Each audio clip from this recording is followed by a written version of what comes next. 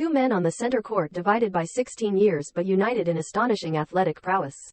And by the end of it only one of them was left standing. Carlos Alcaraz producing the most seismic performance that the sport of tennis has seen since Andy Murray won his first Wimbledon 10 years ago. This felt every bit as significant, and of the same kind of order as Boris Becker blitzing the famous old arena back in 1985. A new world order may have arrived. The seemingly unbeatable Novak Djokovic deposed within the ivy-clad walls, where he has not lost since Murray ended the British drought in 2013.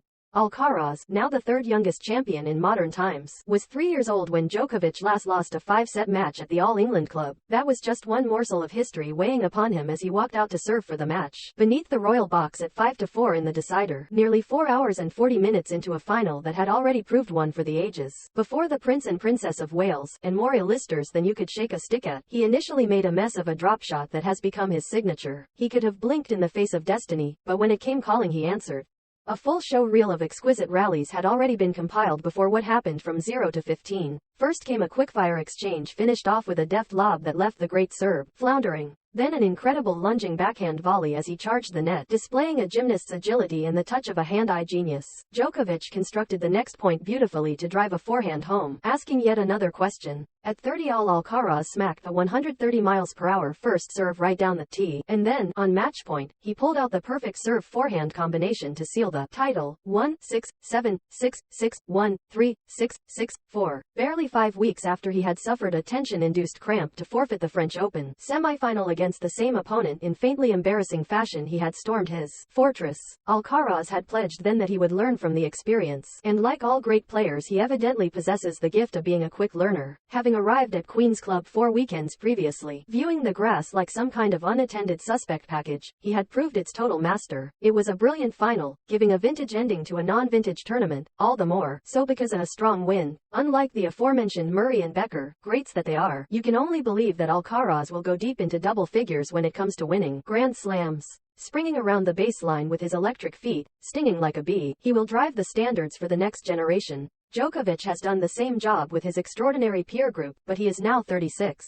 You wonder if he will look back on his recent French Open triumph and be grateful that he moved ahead of Rafael Nadal on 23 majors while he still could. Possibly not, but this generational shift could impact everybody. It was already the Wimbledon final with the biggest age differential since a young Jimmy Connors hammered Ken Rosewall in 1974, but by contrast the older man was very much expected to win this one. Djokovic had paid several hidden compliments to his young challenger before he graciously accepted the runner-up trophy, accompanied by generous words. He did not draw on every trick in the book, but was driven by Alcaraz to use a few of them.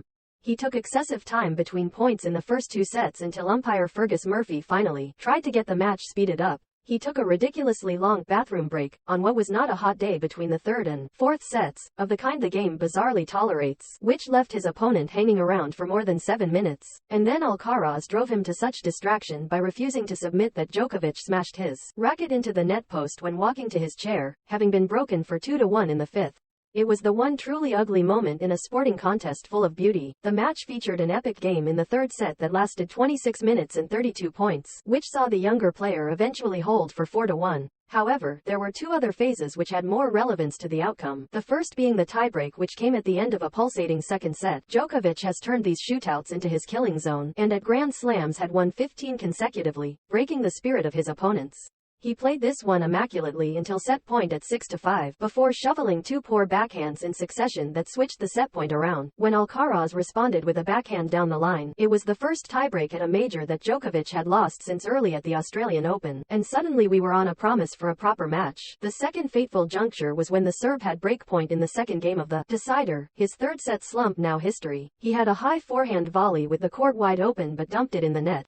That took him 5 minutes to recover from, and it was in that time that Alcaraz broke and gave himself the platform for victory. What was so remarkable was that the first set had threatened a blowout along the lines of the women's final. Yet Alcaraz has a steely composure beneath his easy smile, as he proceeded to show. His youth bestows on him a lack of what Murray, watching in the crowd, describes as scar tissue. One day it will be different and he may feel like the hunted, but for now there is an unstoppable joy, and on center court yesterday it was quite magnificent.